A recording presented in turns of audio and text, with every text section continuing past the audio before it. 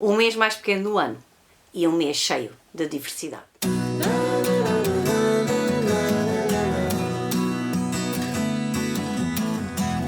Olá, eu sou a Paula Oca e eu estou aqui para vos falar das leituras do mês de fevereiro. Em fevereiro eu li 12 livros, eu li 5 livros em papel, eu li 3 e-books e ouvi 4 audiobooks e no total eu li 4.047 páginas. Como vos disse no início, foi um mês com muita diversidade. Diversidade em relação ao género de livros que li, mas também em relação aos idiomas. Porquê? Porque eu li 2 livros em português, li 5 livros em inglês, li 2 livros em espanhol, li um livro em francês e li 2 livros em galego. Foi então um mês com muita diversidade, um mês com muitas páginas, um mês com muitas leituras muito boas, mas ao contrário do mês de janeiro, desta vez houve mais leituras de 4 estrelas e menos leituras de 5 estrelas, mas foi um mês muito bom, como vos digo, teve muita diversidade, isso também é fantástico, e as leituras de 4 estrelas são leituras boas, não são aquelas leituras que me arrebatam por completo, mas são leituras muito boas e depois também vocês vão perceber que as leituras de 5 estrelas têm algo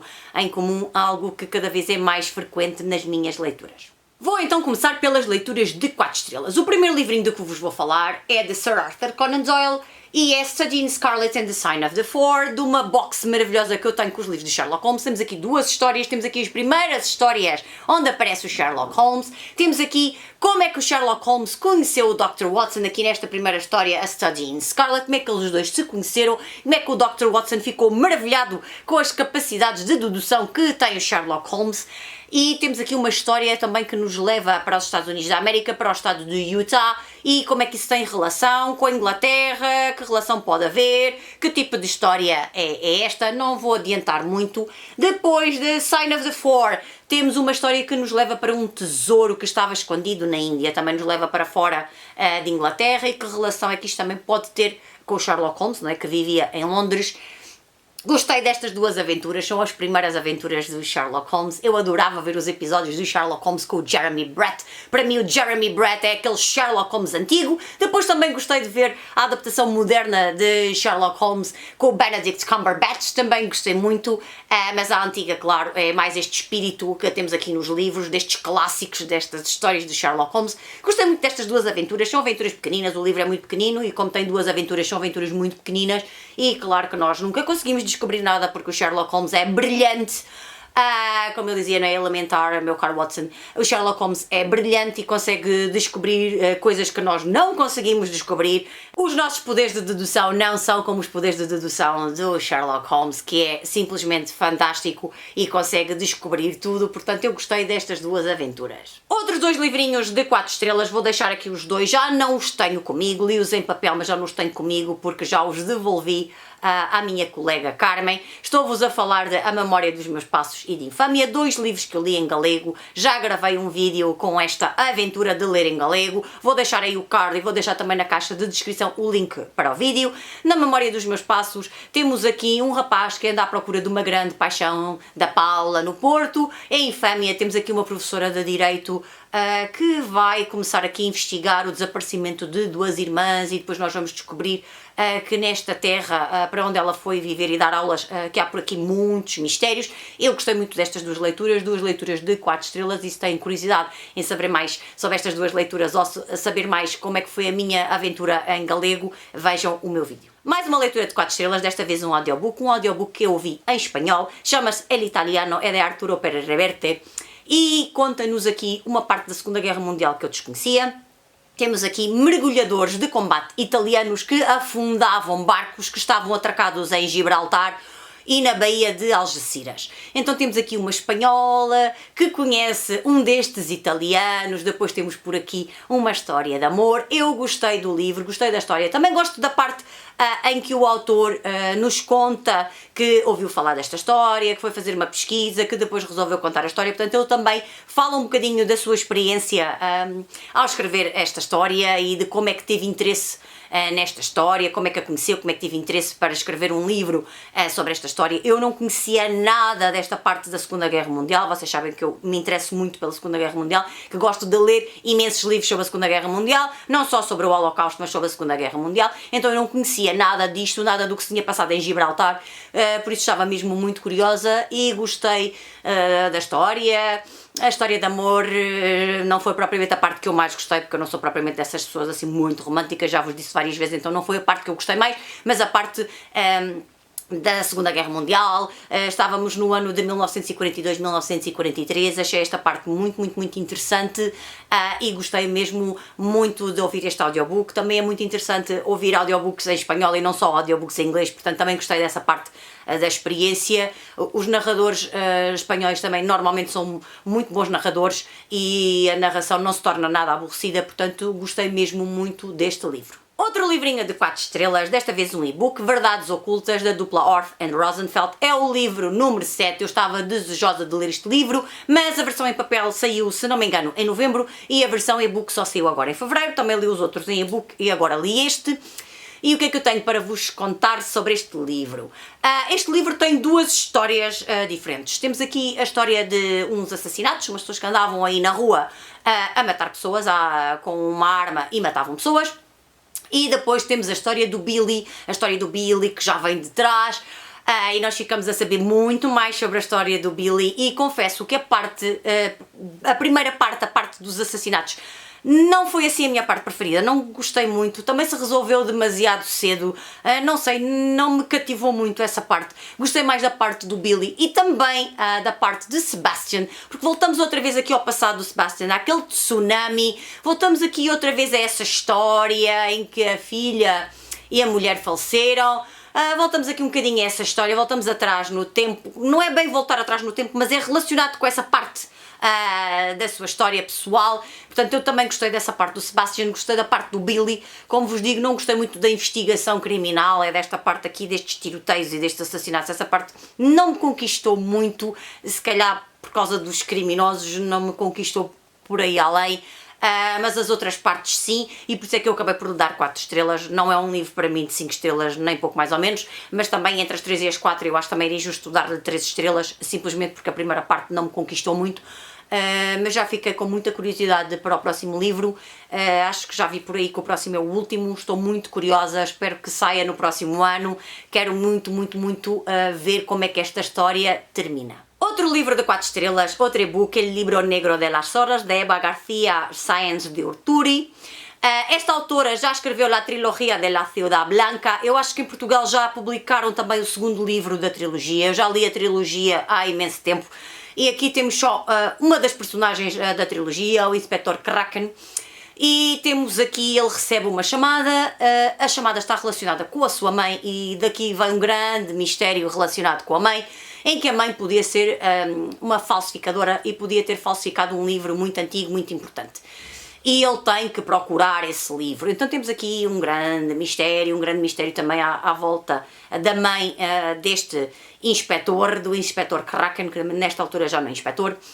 Temos aqui estas grandes investigações. É um livro que garante entretenimento.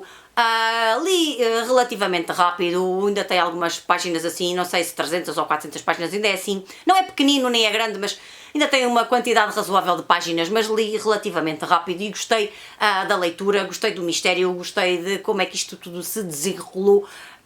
Não é que fosse assim um livro que me arrebatasse para as 5 estrelas, para mim é inferior à trilogia. É aqueles livros já, aquelas sequelas, aqueles livros que se escrevem já quase para encher as chouriços, ou quando não sabemos bem aquilo já que queremos escrever, vamos buscar outras personagens, ou personagens que já conhecíamos e juntamos-lhe outras personagens e depois escrevemos um livro, mas acabou por ganhar as 4 estrelas, porque também se calhar era injusto eu dar-lhe só 3.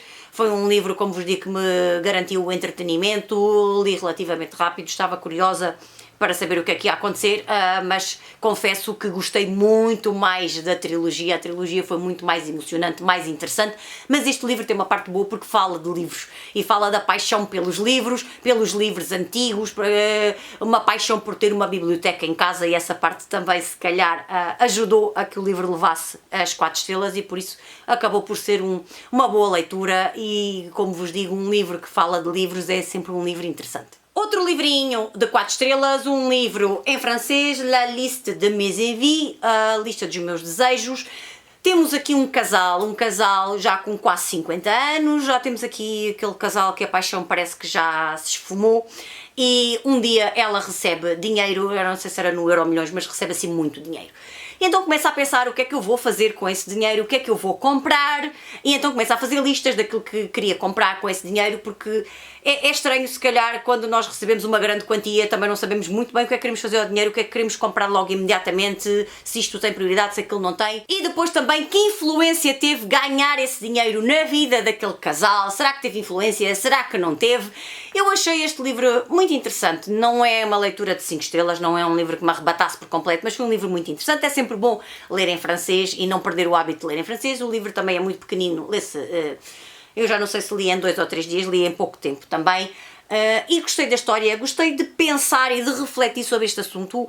Será que o dinheiro muda a nossa vida? Será que não muda? Será que muda a nossa maneira de pensar? As nossas prioridades? O que é que eu fazia se ganhasse agora de repente o Euromilhões? O que é que será que eu comprava primeiro? Será que ia já começar a esbanjar o dinheiro? Será que preferia tê-lo no banco? Será que eu contava às outras pessoas? Será que não contava? Portanto, eu comecei a pensar muito sobre o assunto, não tanto se calhar sobre a história que estava aqui no livro, mas mais sobre a minha parte pessoal e aquilo que eu faria com esse dinheiro. Portanto, eu gostei desta leitura. Foi um livrinho também que me emprestou uma colega, portanto agora vou devolvê-lo, agora que já o li, que já gravei o vídeo, vou devolver o livrinho à minha colega, porque eu não gosto nada de ter em casa livros que não são meus e estou sempre desejosa de os devolver. E foi uma leitura muito interessante que me levou a refletir sobre o dinheiro, sobre a importância do dinheiro, sobre as mudanças na nossa vida, se de repente aparece assim uma grande quantia de dinheiro, sobre aquilo que pode mudar na nossa vida, e por isso gostei muito desta leitura. Outro livro de 4 estrelas, desta vez um livro de poesia, estou-vos a falar de Ariel, de Sylvia Plath. Eu li The Bell Jar em fevereiro do ano passado, depois ouvi a biografia da Sylvia Plath em audiobook e gostei imenso, já também tinha visto o filme Sylvia. E temos aqui uma pessoa muito melancólica, muito triste, que depois se reflete no final que ela teve, porque ela suicidou-se muito jovem, com 2 crianças muito pequenas, e suicidou-se muito jovem. E isto está tudo refletido aqui nos seus poemas. Os poemas são muito sentidos, muito, vê-se que há aqui muita dor, que são muito dolorosos, e se calhar para ela foram muito dolorosos quando os escreveu. Eu assinalei aqui 3 poemas que foram os meus preferidos. Um deles é a Lady Lazarus, o outro é o que dá o nome ao livro, Ariel, e depois o poema, se calhar, aquele que se calhar lhe trouxe a grande tristeza, aquela tristeza profunda com que ela viveu a vida toda, que se chama Daddy, e que é dedicado ao pai dela. O pai dela faleceu quando ela era uma criança, e a partir daí ela tentou ser feliz, mas nunca mais conseguiu recuperar aquela felicidade depois da morte do pai. Então foi sempre uma vida muito triste, muito melancólica. Por isso eu gostei muito deste livro de poemas. É sempre complicado classificar um livro de poemas, porque gostamos mais de uns, gostamos menos de outros. Há uns que nos dizem mais, outros que nos dizem menos. Mas acho que sim, que merece bem as 4 estrelas. Foi uma leitura que eu gostei imenso de fazer. Não li tudo de seguida, ia lendo uns poemas num dia, às vezes não lia nada, depois lia mais 2 ou 3 no outro dia. Também é um livro muito pequenino, e gostei muito de conhecer a poesia da Sylvia Plath. O último livro de 4 estrelas que eu li foi um e-book, Inês de Castro, de Isabel Stilwell. Eu quis ler este livro no mês de fevereiro, porque o mês de fevereiro é o mês do Dia dos Namorados, então eu lembrei-me da Inês de Castro e desta história trágica entre a Inês de Castro e o Dom Pedro, então resolvi ler este livro, este romance histórico, e foi um livro que me deu muito trabalhinho. Porque é verdade que no início temos árvores genealógicas, é verdade que no final do livro temos a descrição das personagens que entram no livro, personagens essas que viveram no século XIV, são figuras da história de Portugal, da história de Castela, da história de Aragão, mas como era um e-book, não dava muito jeito de andar para a frente e para trás. Se fosse um livro em papel, eu se calhar andava sempre para a frente e para trás. Então o que aconteceu foi que eu andei sempre com o telemóvel, sempre agarrado ao telemóvel, sempre a procurar informação, porque houve alturas em que eu me senti muito perdida com a quantidade de personagens que existem neste livro. Mas posso-vos dizer que aprendi imenso da história de Portugal, aprendi quase tudo da história de Castela e de Aragão, porque conhecia muito pouco, especialmente desta época, conhecia muito pouco. Portanto, fiquei quase a saber quase tudo desta época, deste século XIV, da história de Portugal, de Castela e de Aragão. Nesse aspecto, foi uma leitura muito positiva, aprendi imenso, imenso, imenso. Gostei imenso destas intrigas políticas destes casamentos de conveniência, destas mortes, tudo aquilo que nós sabemos que acontecia na monarquia, nestas monarquias, especialmente nestas monarquias mais antigas. Havia aqui muitas ligações entre Portugal, Castela e Aragão. Na altura ainda não existia o Reino de Espanha como nós o conhecemos hoje em dia. Eu gostei muito de conhecer essa parte da história, mas não dei 5 estrelas ao livro porque eu acho que o livro tem pouco romance entre Inês de Castro e Dom Pedro, e eu também se calhar ia à procura de mais romance, de mais cenas se calhar na Quinta das Lágrimas, e achei que tinha muito pouco. Tem muito da intriga política, tem muito destes assassinatos, destes casamentos por conveniência, essa parte realmente tem muita informação realmente sobre os 3 reinos, mas depois o livro é supostamente mais centrado na Inês de Castro, e depois eu acho que tem pouco amor entre a Inês e Dom Pedro, e então fiquei um bocadinho desiludida com essa parte, e por isso é que o livro só tem 4 estrelas, porque se tivesse mais romance e mais história também daquilo que aconteceu quando mataram a Dona Inês, desta vingança do Dom Pedro, se calhar eu ter-lhe dado mais 1 estrela e se calhar tinha chegado facilmente às 5 estrelas, porque realmente é um livro com muita pesquisa, com muita informação. E teve outra coisa que já me ia esquecendo de vos comentar. Aqui aparece um castelo, aparece também uma povoação que se chama Alburquerque, que está a 50 km aqui a norte de Badajoz, e no livro chamam-lhe Albuquerque. Albuquerque está no Novo México, nos Estados Unidos da América, e aqui em Espanha temos Alburquerque, e aqui o terem-lhe retirado aquele R a mim fez-me uma confusão, mas deu-me umas comichões desgraçadas, porque ainda por cima eu já visitei o Castillo de Luna, o castelo também onde se passa aqui grande parte da ação e onde viveu a Dona Inês de Castro, por isso deu-me imensas comichões e também, não sei, fez-me logo imensas comichões no início, e depois passei o livro todo, cada vez que via aquilo para mim era Alburquerque, e ver que faltava ali o R, não sei, mexeu comigo.